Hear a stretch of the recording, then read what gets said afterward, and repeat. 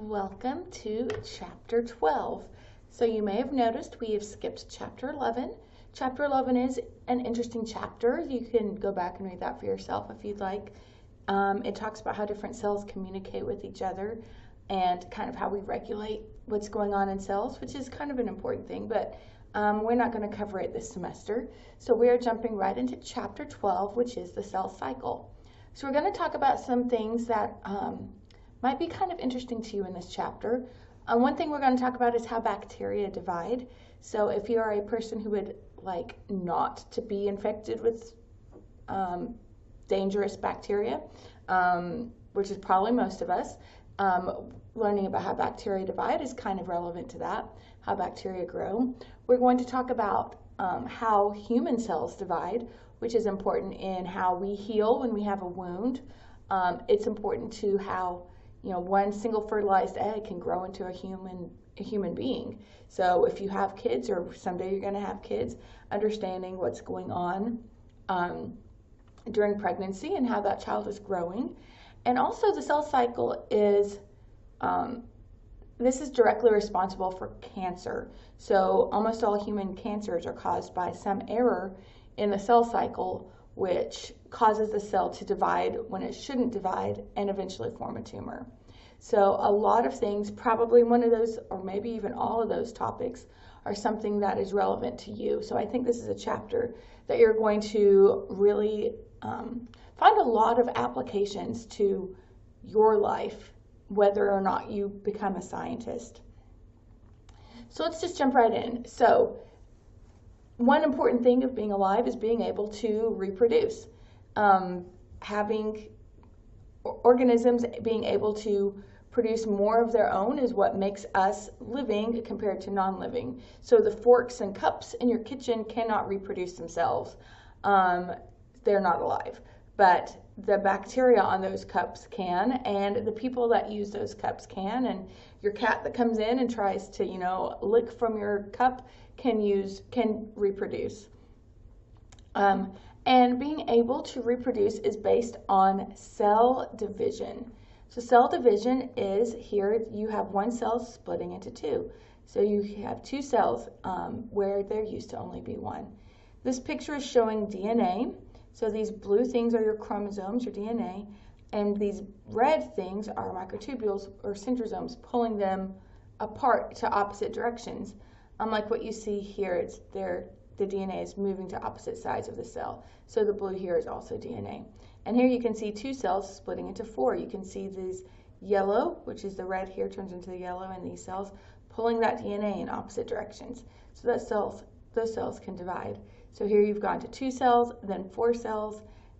These are splitting into four, and then these are actually going to be splitting into 8, you can see. So in a unicellular organism, so this would be a bacteria, an archaea, some yeast, some fungi, protozoans, amoebas, things like that. Division of one cell reproduces a whole entire organism. The cell is only one cell, so you copy that one cell into two, you've made 2 organisms. But multicellular eukaryotes, this would be animals, this would be plants, and this would be some fungi like mushrooms. Instead, cell division is going to be development from a fertilized egg, growth, and repair. So a fertilized egg developing into a baby to be born.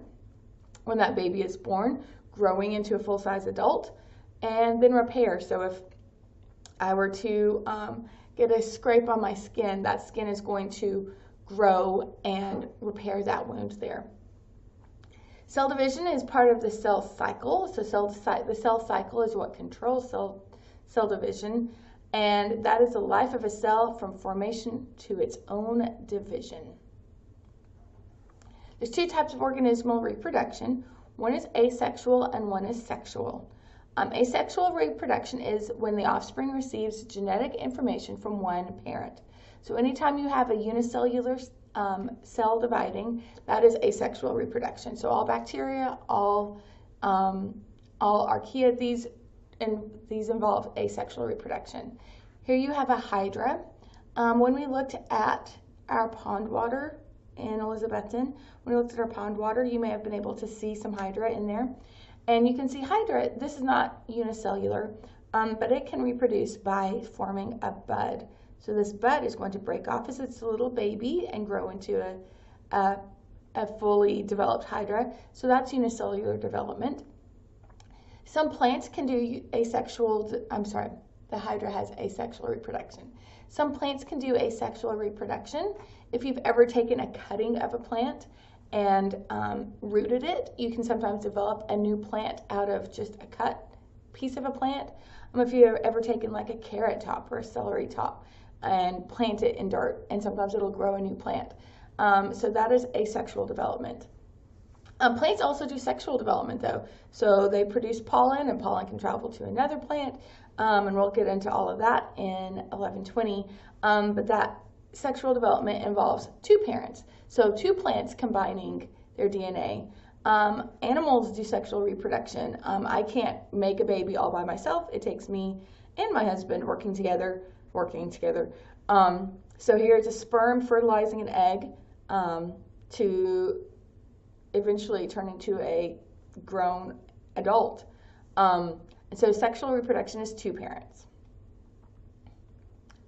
So let's talk about these three types of cell reproduction: mitosis, meiosis, and binary fission.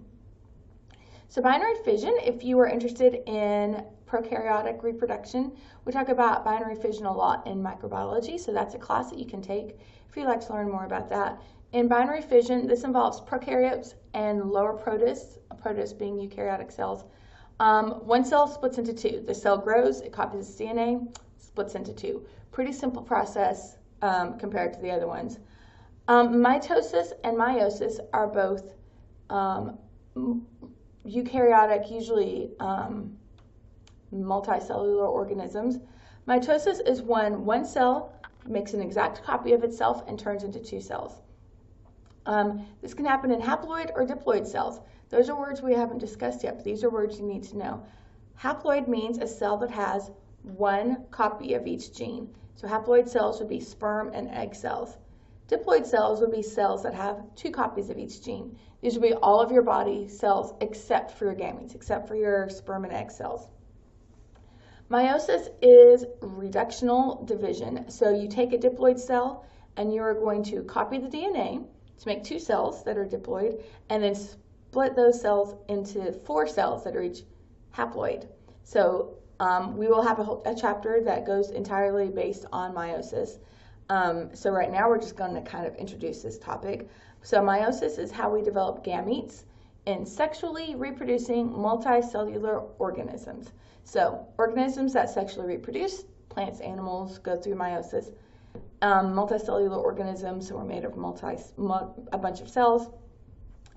And where mitosis made 2 exact copies of that cell, meiosis is going to give 4 cells that are not identical. So when that DNA copies and then divides, it doesn't evenly give exact same copies. One cell might have all the genes from their mother. One cell might have all the genes from their father. One cell might have a mix of them. So all 4 of those cells are not going to be identical. So mitosis is 1 cell into 2 exact copies. Meiosis is 1 cell into 4 haploid, not identical copies.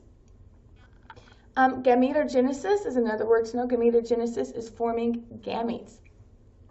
Gametes are your eggs and sperm, and meiosis is involved in gametogenesis. Gametogenesis takes place in the gonads. This would be the ovaries or testes, depending on if you're male or female. Spermatogenesis makes sperm cells, and oogenesis or oogenesis makes oocytes, and your oocytes mature to become eggs. So let's talk about binary fission first. I really like binary fission because it's pretty simple. We can talk about it in a couple of minutes and not have to study for hours and days. So prokaryotes remember are bacteria and archaea, will reproduce by a type of cell division called binary fission, and this is binary fission here. So in binary fission, first the chromosome replicates. So we're going to talk about chromosome replication by the end of the year, but basically it starts at the origin of replication on DNA, on your chromosome. There's an origin of replication, which is the origin, it's the beginning of replication, where DNA gets copied. So this whole purpley scribble in the middle is supposed to be your DNA. So starting here, this green spot, your origin of replication, DNA is going to copy itself. So it's starting to make two different copies. So you've got two copies of DNA now. From that one copy has made two exact copies. And then the two daughter chromosomes will move apart from each other. So here you can see these two chromosomes moving apart. And then the plasma membrane is going to pinch in two. So this more inner lining, the yellow part, is the plasma membrane. And then the cell wall closes in, and it pinches in and separates, and you have two daughter cells. That is the entire process of binary fission. Because prokaryotes evolved before eukaryotes, mitosis probably evolved from binary fission. So our prokaryotes that are doing binary fission eventually evolved into our multicellular cells doing mitosis. And we do actually see protists that have different types of cell division that kind of fall between binary fission in prokaryotes and mitosis in more developed eukaryotic cells. So we see these kind of middle things. We're not going to talk about them too much, but this is bacteria doing binary fission. This is most eukaryotic cells doing mitosis, which we will talk about in a lot of detail. But then dinoflagellates, you can see they're not exactly this or that. Diatoms, some yeasts, they have some things in common with eukaryotic mitosis, some things in common with bacterial binary fission. So there's just this nice record of how mitosis evolved from binary fission. That's kind of the take-home message of this slide. Okay, so in our eukaryotes, our cells with a nucleus, eukaryotic chromosome is going to be made of chromatin. Chromatin means DNA and protein together, and that DNA and protein is going to condense during cell division. That's kind of important so that you don't have these long little strings of DNA that just break and get lost and a mess. So they're going to condense and be nicely packaged up so that they are able to be divided into two cells. Each cell gets DNA, everyone's happy. Every eukaryotic species has a characteristic number of chromosomes in each cell nucleus. So in people, this is we have 23 pairs of chromosomes. You have 23 chromosomes you got from your mom, 23 chromosomes you got from your dad. Except for our sperm and egg cells, which have 23 chromosomes, not in pairs. So somatic cells are non-reproductive cells. This would be your heart cell, your bone cell, your skin cells, everything that's not your sperm and egg cells. They have two sets of chromosomes. You have a set from your mom, you have a set from your dad. All eukaryotic cells that are somatic have one set of chromosomes from each parent. They are diploid, so they're in pairs. Gametes, or your sperm and egg cells, have half as many, so they are not in pairs. You have one set of chromosomes. You have one copy of each chromosome. Okay, so before cell division happens, first DNA is going to be replicated. And I feel bad that we haven't even talked about DNA replication, but we will get there. I think chapter 16 maybe is when we get into DNA replication. So DNA is going to be replicated, and chromosomes are going to condense. And they're going to wrap up so tightly. So normally they just be these long strings. They're going to wrap up into this kind of picture. This is probably the picture that you imagine when you think of DNA, because this is typically how we show it as pictures. And when a chromosome is duplicated, you will see two sister chromatids. So this is one chromosome, and this is one chromosome. So one of them copied to make the other one. So you have two exact copies of the exact same DNA copied from each other, and they are connected here at the middle. So these two sister chromatids are still connected. All along it, they have little cohesins that are attaching them the whole way, but this little waist is called its centromere. And that is where the two chromatids are most closely attached. So when they are attached, this is considered one chromosome. But the moment they detach, they are then called two chromosomes. So right now, it is two sister chromatids making one one chromosome until they detach, at which point you say you have two of them. So during cell division, you have one chromosome, and then it duplicates itself into two sister chromatids, okay? And then those two sister chromatids are going to separate into two cells so that each cell has a copy of every single gene. So every single gene, or every single chromosome is going to be doing that. So both of your chromosome 1, both of your chromosome 2, all of your chromosomes are going to copy from each other. So when they're together, they're sister chromatids, and they're considered one chromosome. Once they split apart, they're considered two chromosomes. So if we're drawing this as a little double helix, which is our other way we talk about DNA, here this one cell with one chromosome in it would be drawn like this. One cell with two sister chromatids as one chromosome, you draw it like this, and then here two cells, each with their own chromosome. And honestly, that is very simplified, right? Like you would have 23 pairs instead of just one chromosome. So just imagine that that is 23 pairs of chromosomes in your cell and not just one. Okay, cells go through this process of replication, condensation, and separation so that every time your cell divides, every single cell gets exactly one copy of every chromosome. You wouldn't want one cell to get a couple of copies and another cell to get none because it wouldn't work. Every cell needs its DNA to be able to function.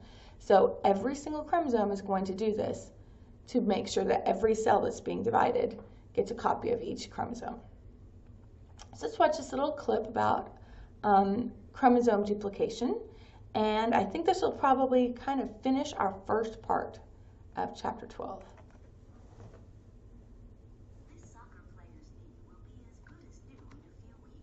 Thanks to mitosis, a type of cell division that generates new cells for growth and repair. Let's move into a cell to witness the events of mitosis.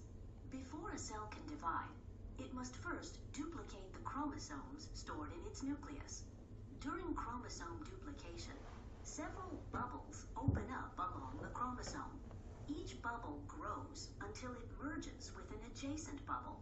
Each chromosome now consists of two identical copies called sister chromatids. Getting closer, we see that each sister chromatid consists of DNA wound around small proteins called histones. The sister chromatids begin to coil into tight helical fibers.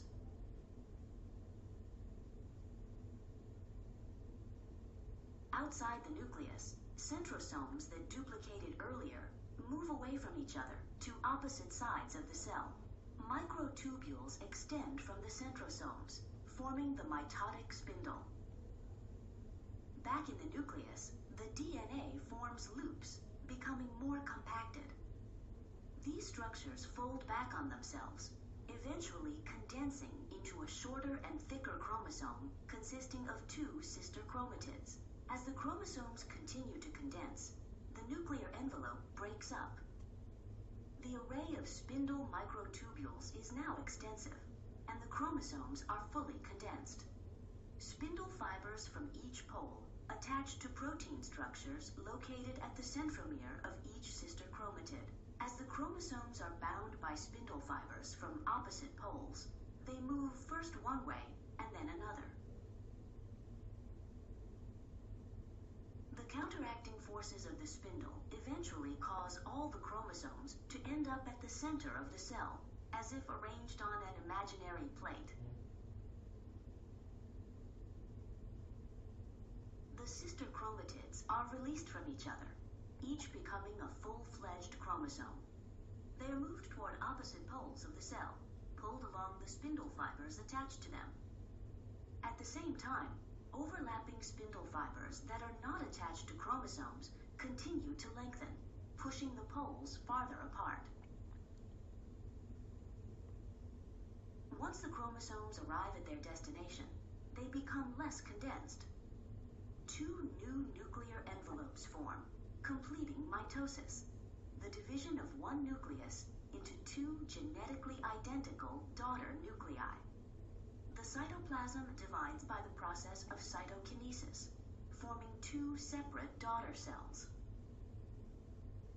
In your body, millions of cells divide every second, providing new cells for growth and for repair of damaged cells. Okay, so that was a lot of information in that video, and all of it was really important. So make sure that if you didn't know a word in there, write it down, go back and learn that word.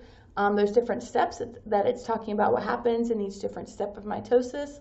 We're going to go through that in the second part of this chapter's lecture, so make sure you come back and watch that. But you really need to understand everything that was being talked about in that video. Okay, I'll meet you back for part 2 of our lecture, so I will see you soon. Bye.